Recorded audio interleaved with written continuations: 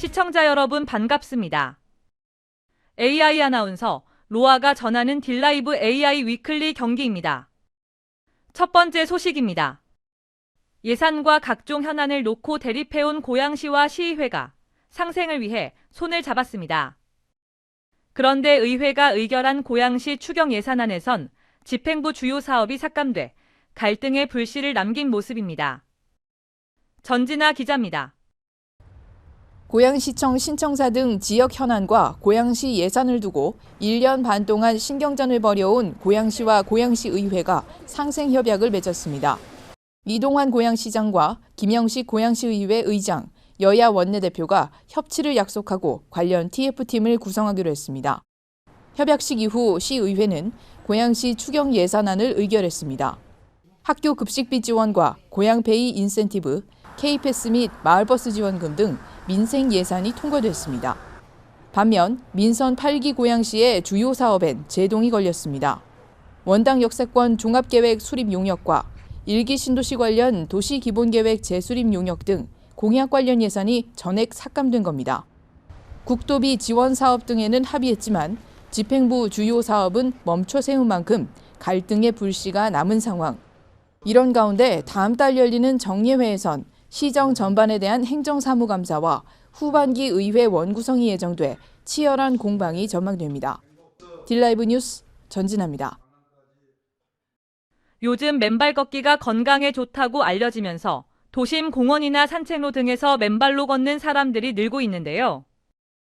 파주시가 도심 인근 공원에 맨발 황토길을 개장했습니다. 전병천 기자입니다. 파주시의 한 공원에 조성된 산책로입니다. 주민들이 신발을 벗고 맨발로 걷고 있습니다. 남녀노소가 모여 맨발로 흙을 밟으며 자연을 온몸으로 만끽합니다. 맨발로 걸으면 벌써 가벼운 게 느껴지고요. 그러니까 모든 게 편해져요. 특히 맨발 걷기는 발바닥을 자극하는 지압 효과를 통해 혈액순환을 개선하고 면역력 증진에 도움이 되는 것으로 알려지면서 인기가 높습니다. 다리가 좀 덜 아프고 지가 나던 게 안 나고 뭐 좋은 거지요. 파주시가 주민 제안을 통해 문발 신바람 맨발 산책로를 개장했습니다. 유휴 공원 용지를 활용해 조성된 산책로에는 170m 규모의 황토길과 세족장을 비롯해 맨발 걷기에 필요한 각종 시설이 들어섰습니다. 올해 8군데 먼저 좀 산책길을 오픈하거든요. 그래서 오늘 첫 8군데 중에 처음이고요. 다양한 맨발 산책길을 지금 만들 생각입니다. 그래서 우리 시민들께서 건강하게 일상의 생활을 하실 수 있게 좀 도움이 됐으면 좋겠습니다.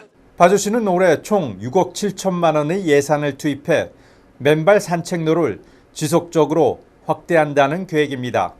딜라이브 뉴스 전병천입니다. 경기 북부 특별자치도 설치 추진을 위한 새 이름 공모전에서 평화누리가 최종 선정됐습니다. 경기도는 대국민 보고회를 통해 새 이름을 발표하고 22대 국회에 특별법 제출을 추진하는 한편 범도민 공감대 형성을 위한 노력을 강화하기로 했습니다. 권석화 기자입니다. 경기 북부 특별자치도의 새 이름이 공개됐습니다. 경기 북부를 평화롭고 희망찬 세상으로 만들어가겠다는 지역 주민들의 염원이 담긴 평화누리입니다. 경기도가 대국민 관심 확산 차원에서 지난 1월 18일부터 한 달간 진행한 공모전에 제안된 5만 2천여 건의 이름 가운데 대상으로 선정된 겁니다. 평화를 상징을 해가지고 잘 개발하면은 세계적인 평화 관광 도시로 발전시키면은 앞으로 진짜 크게 성장할 싶어요. 대상작은 대구에 거주하는 91세 여성이 제안한 것으로 아들이 대리 수상했습니다. 우수상은 이음, 한백특별자치도가, 장려상엔 경희, 한경 등 7건이 선정됐습니다. 라스트 마일 마지막 구간입니다. 흔들림 없이 마지막까지 결승전까지 뛰겠다는 각오를 다시 한번 합니다. 지난해 9월 행정안전부의 특별자치도 주민투표 승인을 요청한 경기도. 결국 받아들여지지 않은 상태에서 국회의원 선거가 있었는데 22대 국회가 구성돼 북부특별자치도 설치 특별법이 발의되는 즉시 다시 추진할 계획입니다. 북부특별자치도 추진 자체가 목적이 아닙니다. 그건 어디까지나 수단가치일 뿐이죠.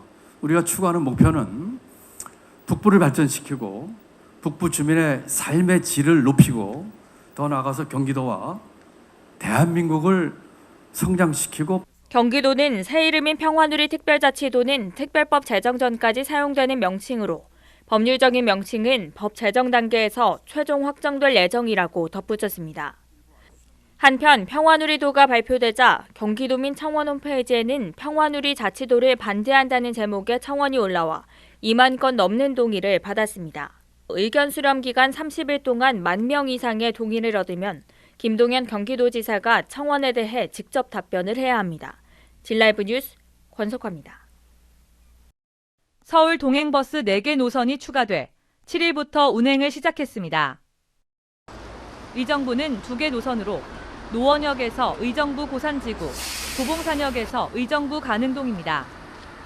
고양시는 화정역에서 DMC역, 성남시는 판교테크 노벨리에서 양재역입니다. 4개 노선 모두 출근 시간대만 운행합니다. 배차 간격은 15분에서 20분이며 이용 요금은 1,500원입니다. 무제한 대중교통권인 기후동행카드도 이용 가능합니다. 포천시가 개인 지방소득세와 종합소득세 확정신고 기간인 이달 한 달간 포천세무서와 함께 합동신고창구를 운영합니다. 종합소득은 사업이나 근로, 이자, 연금 등을 합산한 소득으로 지난해 기속 종합소득이 있는 납세자는 오는 31일까지 종합소득세 및 지방소득세를 신고해야 합니다.